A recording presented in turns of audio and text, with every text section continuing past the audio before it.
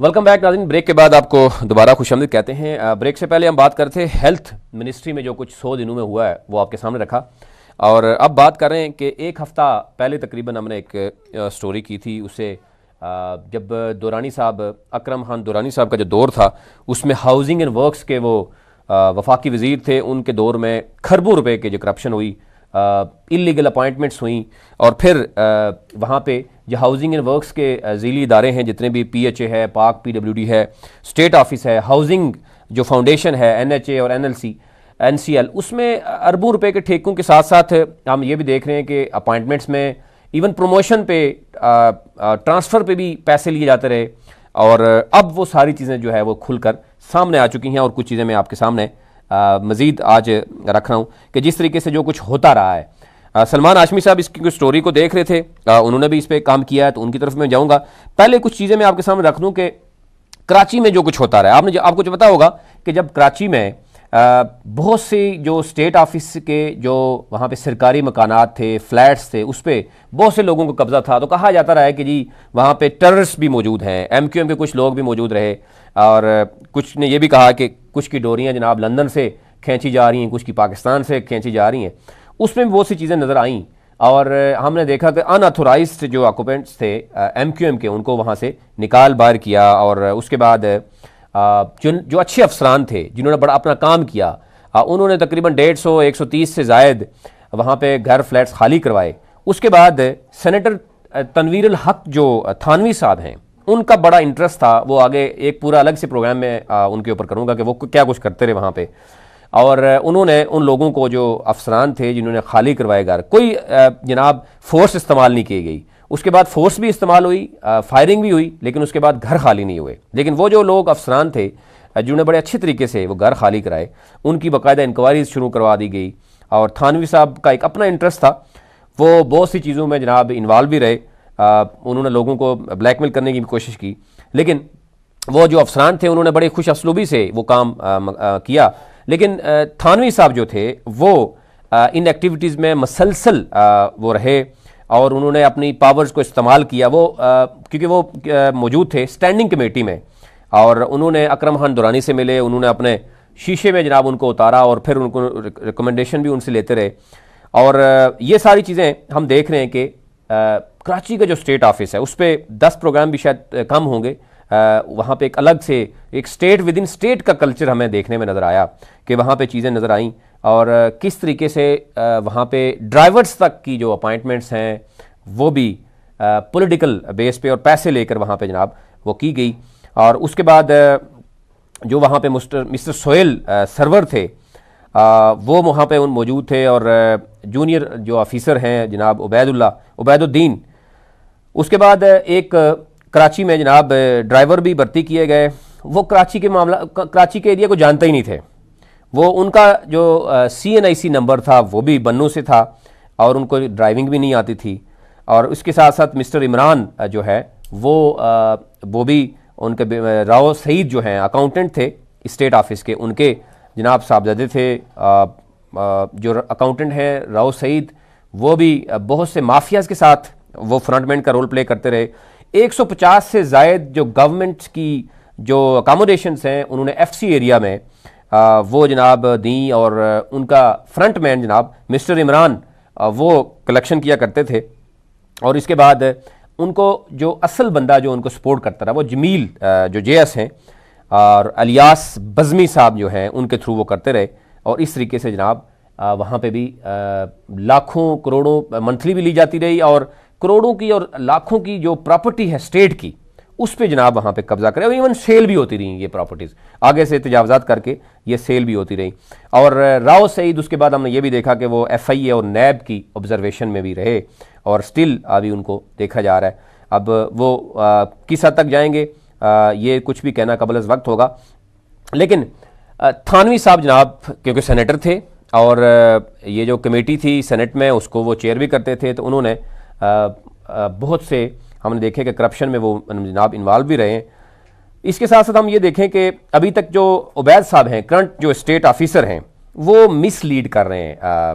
एक तो अदालतों को भी मिसलीड कर रहे हैं, क्योंकि वो ख़ुद कराची से हैं, और MQM लंदन से कहा जा रहा है कि इंकशाफ हुआ है। कुछ चीज़ें मैं आपके सामने रखूँगा कि जनाब उनका ताल्लुक़ है। और जमील JS जो हैं, फ़याज़ वज़ीर DS हैं, और ये जनाब दुरानी साहब के अभी भी वफ़ादार मौजूद हैं। मेरे ख्याल से अगर उबैदुल्ला साहब जो करंट स्टेट ऑफिसर हैं, उनके पास बहुत से राज हैं। अब वो राजों से पर्दा उठाते हैं, स्टेट मिनिस्टर को और वफाकी वज़ीर को बताते हैं या नहीं बताते। और अभी तक वो अपनी सीट पे बराजमान हैं। बहुत से लोगों को आगे पीछे करने की अभी तक कुछ चीज़ें सामने आ चुकी हैं, लेकिन वो अभी तक वहाँ पे मौजूद हैं। तो अब देखना यह है कि ये जो उबैदुद्दीन साहब हैं ये और इलियास बज़मी साहब हैं, इनका जो गठजोड़ है वो ये जानते हैं कि इनका क्या गठजोड़ है।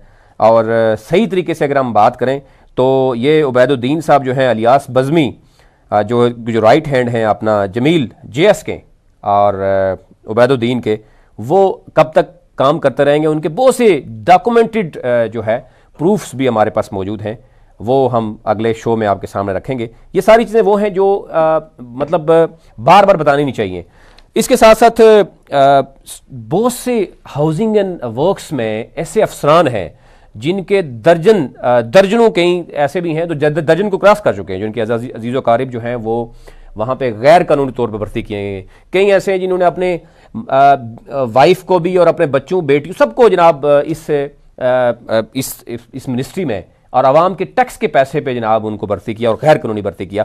फिर कुछ ऐसे भी हुआ कि जो DG हैं शायद फर्जंद, उस पर आजकल एक मुबैना तौर पर कहा जा रहा है कि 17 से 18 ग्रेड में जो प्रमोशन हुई हैं, कुछ 8-10 लोगों की प्रमोशन हुई है, उसमें पैसा कैसे वसूल किया गया, उस पर बाकायदा एक इंक्वायरी भी मेरे पास कुछ डॉक्यूमेंट्स आए हैं। लेकिन नेक्स्ट प्रोग्राम में मैं आपको पूरी डिटेल उसमें बताऊंगा। सलमान हाशमी साहब, बहुत सी चीज़ें हैं, मैं शायद बोलता रहूँ तो ये प्रोग्राम ही ख़त्म हो जाएगा, लेकिन आपने भी इस पर काम किया, आप भी गए।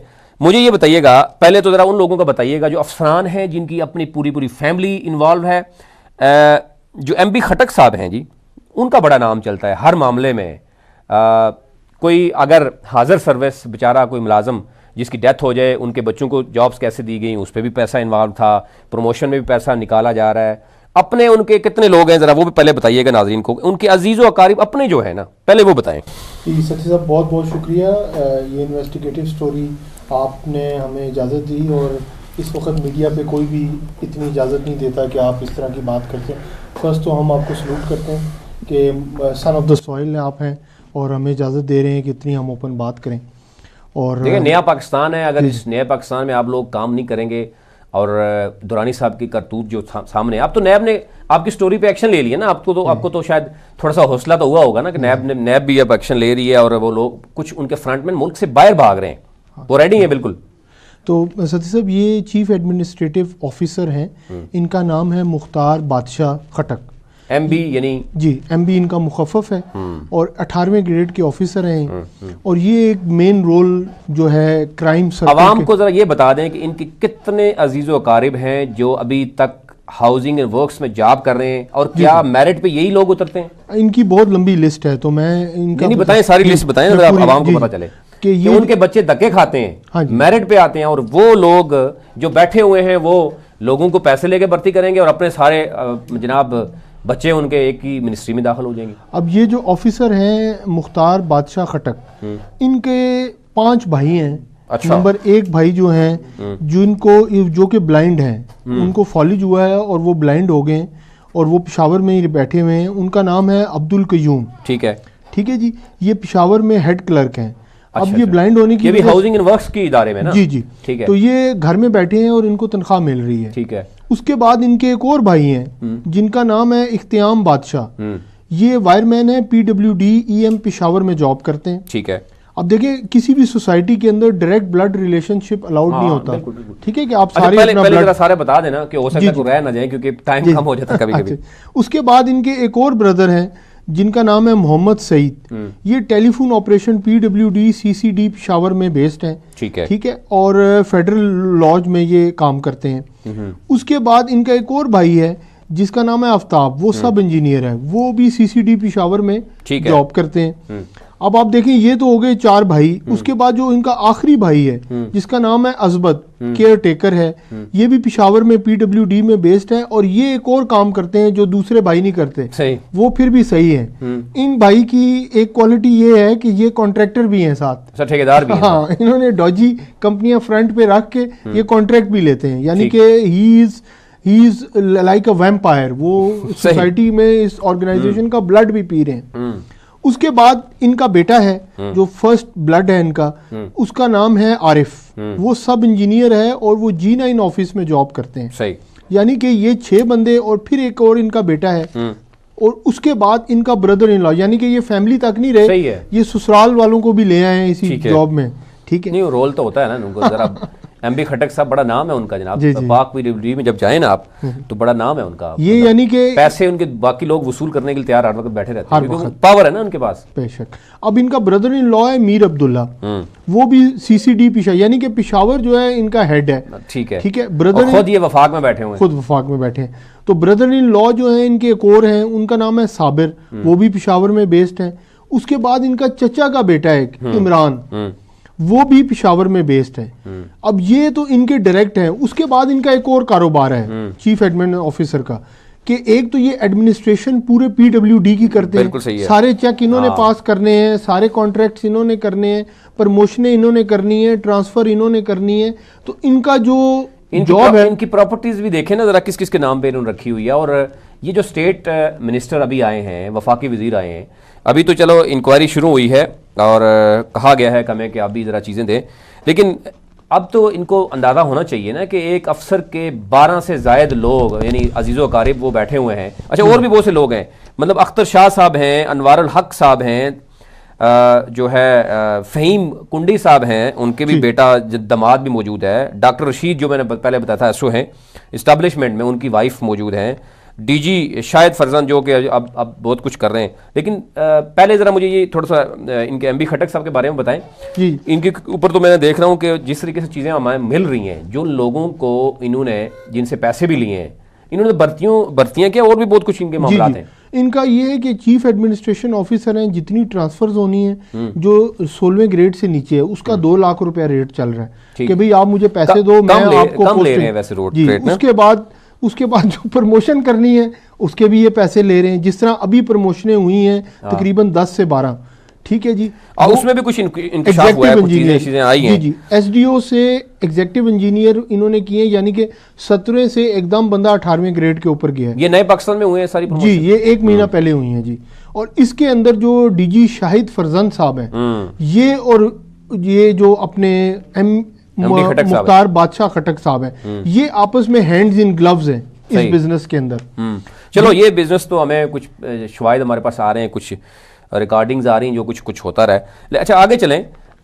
और भी लोग हैं बहुत से। ये अनवारुल हक साहब हैं जनाब, ये जॉइंट एडमिन ऑफिसर हैं, इनका बेटा भी है और कुछ और भी कुंडी साहब हैं, फिर डॉक्टर। अच्छा, ये बताएंगे ये हाउसिंग एंड वर्क्स पाक PWD स्टेट ऑफिस और ये इनके जो इदारे हैं, इसमें जितने भी लोग हैं अफसरान में देख रहा हूँ, उनके मेरिट पे उनके बेटे, उनकी बेटियां, उनकी वाइफ्स, उनके जितने भी अजीज़ व क़रीब आ रहे हैं, ये क्या वजह है? दुरानी साहब ने ये हवा मतलब पूरे उसमें डाल दी है।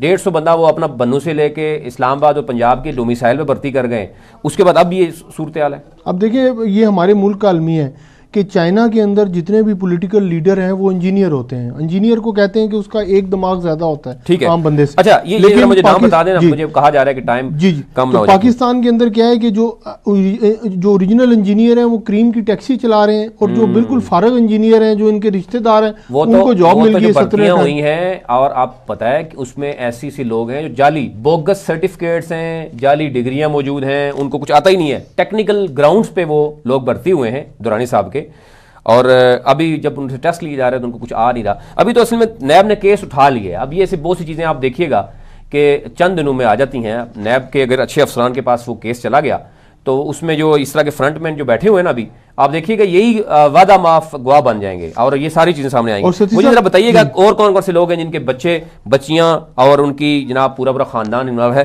ताकि क्योंकि इस चीज़ को ज़रा मैं आवाम के सामने रखूँ कि एक मिनिस्ट्री में ये कुछ है और अभी तो बहुत कुछ बाकी मिनिस्ट्री में जो कुछ हो रहा है वो इससे अलग थलग भी कुछ चीज़ें सामने आ रही हैं। जी, यानी कि मिनिस्टर साहब जो थे उनका जो पीएस था वो कॉन्ट्रैक्ट पैसे लेके लोगों को जॉब दे रहा था इसके अंदर, वो अपने हल्के के अंदर अपनी हुकूमत वो तो चला गया ना, अब जरा उसने अपना काम करना, उसे पता था मैं इतने दिन के लिए हूँ जब तक मिनिस्टर है। और दूसरा पीडब्ल्यूडी के अंदर सती साहब जो मेन चीज़ है वो एमएनए फंड्स होते हैं, जितनी भी कंस्ट्रक्शन होती है उसके फंड आते हैं डायरेक्ट फेडरल गवर्नमेंट से पीडब्ल्यूडी के अकाउंट के अंदर, और फिर उसके अंदर वो पैसे डाइवर्ट होते हैं सोसाइटी के अंदर। ठीक है, जो करप्शन पीडब्ल्यूडी के अंदर है वो कहीं भी नहीं है, क्योंकि जितनी फंडिंग है, जितनी कंस्ट्रक्शन है, और ये एडमिन ऑफिसर जो हैं मुख्तार बादशाह खटक, इसके साइन की वजह से ये चेक इधर से उधर सारे जाते हैं। ठीक है। अच्छा, ये जो डॉक्टर रशीद हैं, फिर फ़हीम कुंडी हैं, अनवार अल हक हैं, अख्तर शाह हैं, सुप्रीडेंट हैं, इनके लोग भी कुछ मौजूद हैं जो ब्लड रिलेशन है उनका, और वो भी मेरिट पे जनाब ये सारे लोग आ रहे हैं, इनके फैमिली के लोग आ रहे हैं। तो इस हवाले से आप क्या समझते हैं कि स्टेट मिनिस्टर से जब मुलाकात हुई या जो वफाकी वज़ीर हैं वो खामोश हैं अभी? अगर प्रमोशन हो रही हैं, इन्हीं के दौर में प्रमोशन हो रही हैं और इसी पे सवालात उठ रहे हैं। और ये जो आप देख सकते हैं नाज़रीन,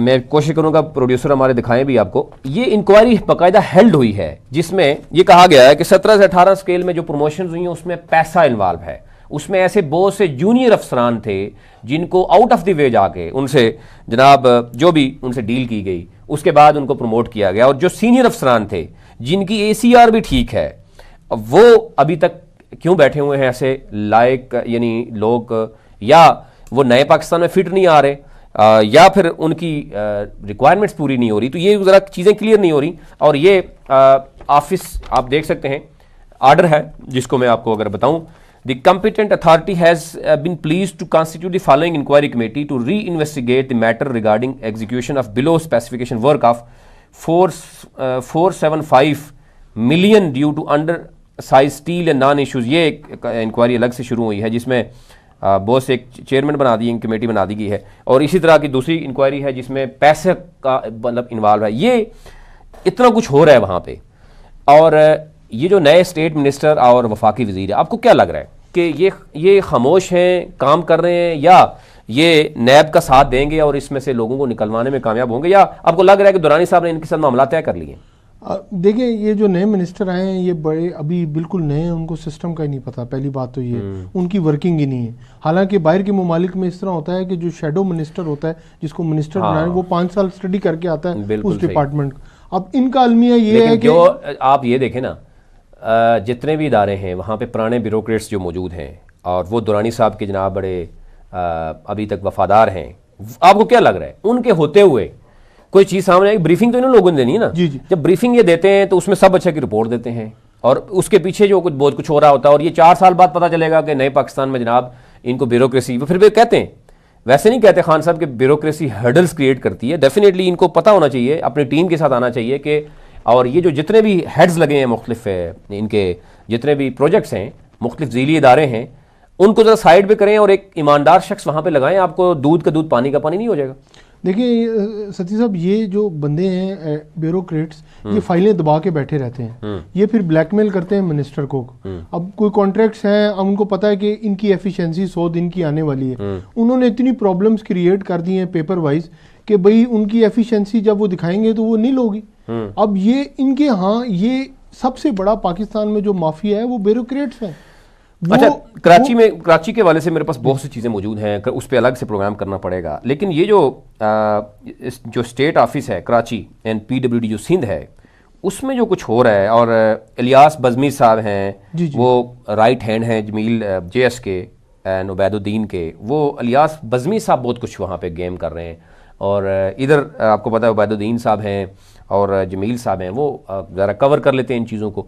तो आपको क्या लगता है ये सिलसिला चलता रहेगा, या वफाकी वजीर और स्टेट मिनिस्टर कोशिश करेंगे कि वो डेप्थ तक जाएं कि ये क्या कुछ होता रहा है गुज़श्ता 10 सालों में? जी, उबैद साहब देखें, उनकी हिस्ट्री तो ये है कि वो पॉलिटिकल अफिलिएशन की वजह से इस डिपार्टमेंट में आए हैं। वो MQM के वर्कर हैं उस ज़माने के, बड़े फ्रिक्वेंट, ठीक है। तो वो कराची में एंटर हुए, फिर कराची से उन्होंने फेडरल में अब आए। अब वो एक पॉलिटिकल बैकग्राउंड रखते हैं और उनके साथ अफिलिएशन है जो कि कराची को जिन्होंने तबाह की है। अब वो अच्छा, वहाँ पे इतनी ज़्यादा वहाँ पे अपार्टमेंट वो जो अलाटमेंट्स हुई हैं, इवन बात हो रही है कि जहाँ पे जब आपके स्टेट इदारे जाते हैं तो वहाँ इंटरफेरेंस भी होती है, कार सरकार में मुदाखलत भी होती हैं, फायरिंग्स भी होती हैं, लेकिन उससे पहले जो अफसरान थे उनके खिलाफ भी कार्रवाई होती रही है। अच्छा, मुझे कहा जा रहा है जी प्रोग्राम का वक्त खत्म हुआ। Thank you very much Hashmi साहब। इंशाल्लाह नेक्स्ट पे फिर हम इस पे ज़रा आप मुझे डिटेल निकालिए, तो नेक्स्ट प्रोग्राम में मज़ीद इसको हम देखते हैं। नाज़रीन, कोशिश की कि जितनी चीज़ें हैं आपके सामने रखें, लेकिन टाइम जो है वो शॉर्ट है। लेकिन ये जो हाउसिंग एंड वर्क्स स्पेशली इस पे नैब ने एक्शन ले लिया है और उम्मीद की जा सकती है कि वहाँ पे जो ईमानदार अफसरान मौजूद हैं वो चीज़ों को सामने लाएंगे और जितने काली बेड़ें इस इदारे में मौजूद रही हैं गुज़श्ते 10 सालों में, क्योंकि आप देखें तो अकरम दुरानी साहब बार बार, आपको पता है कि 3 दफ़ा उन्होंने हलफ उठाया और पहली दफ़ा, दूसरी दफ़ा और तीसरी दफ़ा उनको ये वजारत मिली। इस वजारत पे उनकी नज़रें क्यों थीं, बहुत बड़ा सवालिया निशान है। और अब जो कुछ करके छोड़ के जा चुके हैं वो भी आपके सामने रख दिया। कल तक के लिए मुझे इजाज़त दीजिए। अपना अपने मुल्क का ख्याल रखिए। अल्लाह ने के बाद।